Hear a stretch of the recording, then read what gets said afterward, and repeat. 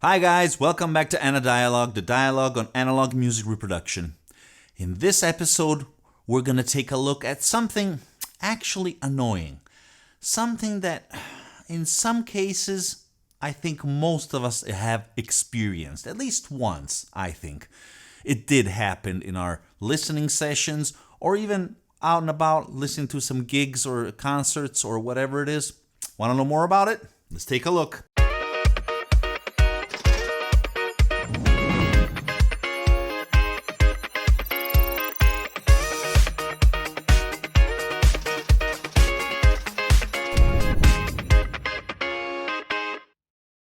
Okay, so today we're going to take a look at listening fatigue. Now, listening fatigue is, we could say, a syndrome, an illness that strikes also people working with machinery, very noisy machinery, loud machinery, or that are subject to prolonged noises of some kind. We don't care about that, obviously. We're mainly focused on the hi-fi listening fatigue. So we're going to take a look mainly at how we can tell if we are experiencing listening fatigue. If it's not obvious, well, it should be. It is actually, but just to give you a better idea. Then the effects, main effects, and most interesting, I think, the causes which lead to a fatigue. Somehow, we could also call it an unpleasant experience of listening that, in fact, somehow brings us far from the sound. And that leads us directly to how we can tell if we are experiencing listening fatigue. Well, all of a sudden, we start turning the volume down. We go a little further back in the room, away from the loudspeakers. Or just we don't feel like listening anymore, we feel like doing something else, and perhaps in the following days and weeks, we don't feel like going back to listen to our equipment, listening to our music. And that should already turn on a red light that there's something isn't correct in your setup, in your gear, or maybe perhaps, as we will see, in your environment. So it is a tricky and difficult issue to address because, it can be determined by so many factors. We'll try to focus on the main ones. So, what are the main effects, we could say, of listening fatigue? Well, you would feel, apart from the fact that you don't want to listen anymore, but physically, you could feel tired. Yeah, a little bit tired, nauseous. Also, well, that's a little extreme, but that can happen. Discomfort in general, not feeling comfortable with your body, with just the way you're feeling. Obviously, head or clearly ear pain. That's already a further stage, I would say. Some kind of loss of sensitivity in the ears or in your thinking. You're not thinking very clearly. It is something that you experience not only with your ears and with your brain, but with your body. So if you feel something like this, you're probably experiencing some kind of listening fatigue. If it happens during a listening session or afterwards, right afterwards. So what are, we could say, the main causes that bring this type of fatigue? Well, in simple words, we could say any kind of unnatural sound, something that is distant from real sound, so that your ears feel sore also, hurt some way. And why is this mainly? Well, doing some research, the main cause seems, apart, as I said, the physical discomfort coming from your ears, and it's mainly connected to your brain. That's where the fatigue starts, where you start to change your sensations, your emotions, your way of being. You just start to not feel well.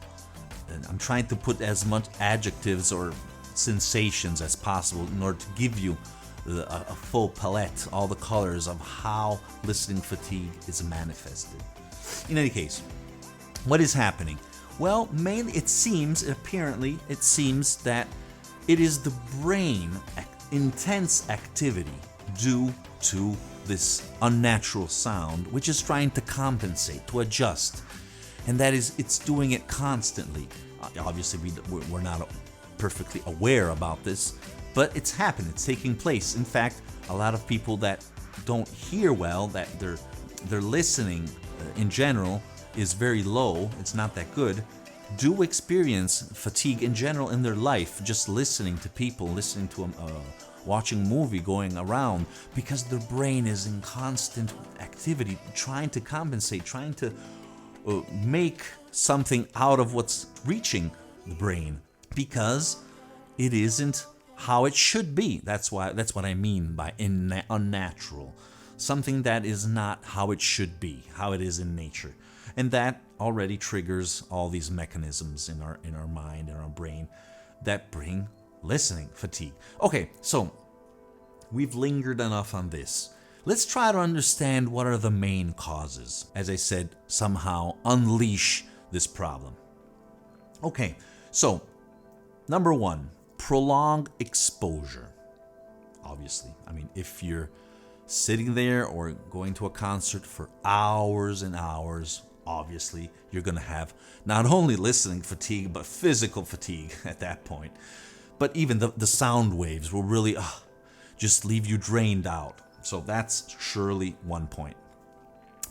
Number two, background noise. Yes, sometimes it's not a problem of your gear or the environment, but there is some kind of background noise, but maybe we're not even aware of, we're not even hearing it perfectly, but it's coming somewhere and it's disturbing our perception, our listening experience, and after a while, since the brain is trying to compensate, it becomes tiring.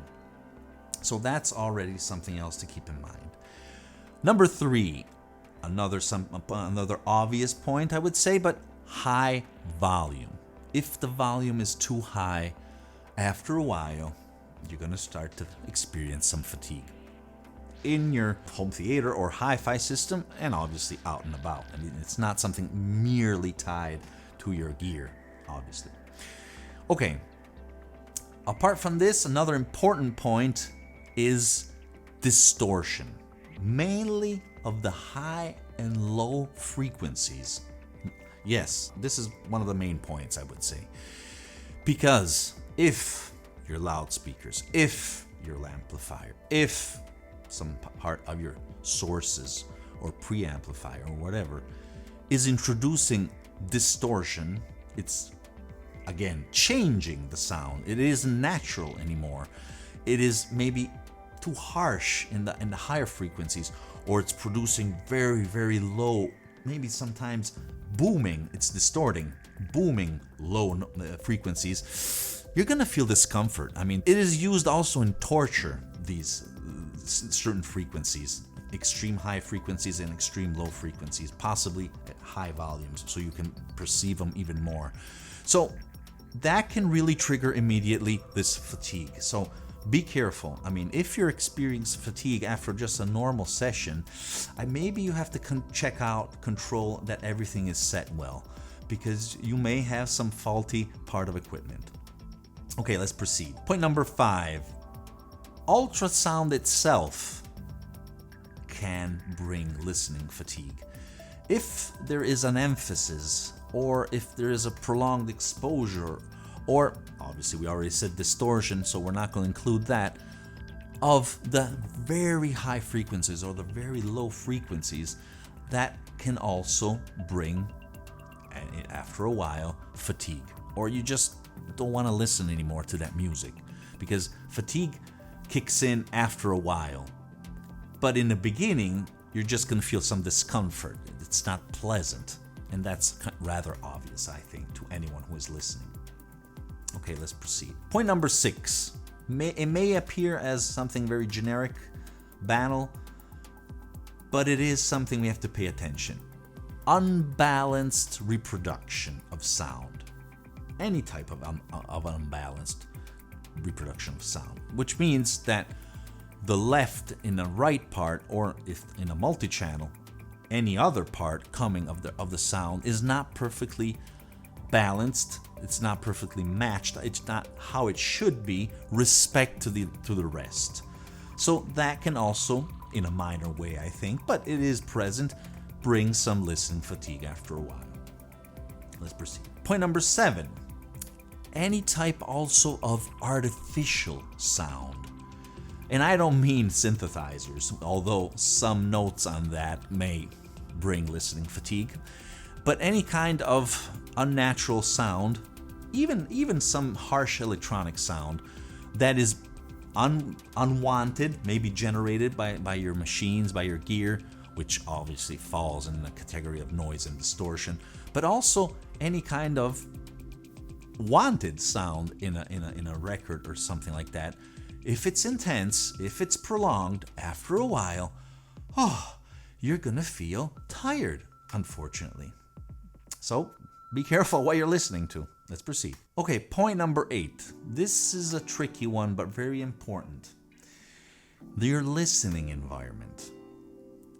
Now, I would say that practically all listening environments, if they're not perfectly calibrated, professionally studied, assessed, you're gonna have some emphasis on specific types of frequencies. That's why sometimes something sounds good at, I don't know, a studio, at a fair, rarely, or somewhere else, at someone else's house, or in your other room, for example. Then you move it in another room again, a different room, and it sounds bad. Now that's very present.